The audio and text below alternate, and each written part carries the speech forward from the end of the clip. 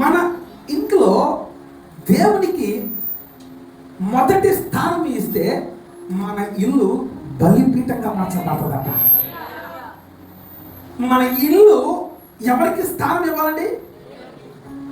ఈరోజు కొన్ని ఇల్లు ఈ ఇటుక, సిమెంటు, ఇంకా కొన్ని ఏ ఏ అవసరాలు దాంతో అన్ని కట్టబడుతున్నాయి, మంచిదే.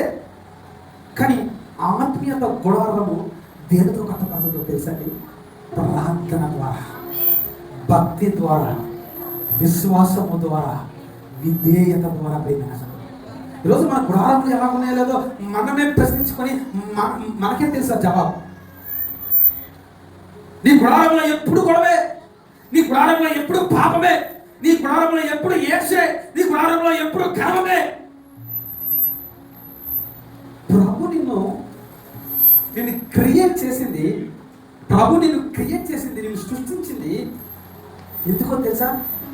వారిని సంతోషం పెట్టాలి, దేవుడిని సంతోషం పెట్టాలి, మనిషిని సంతోషం కాదండి.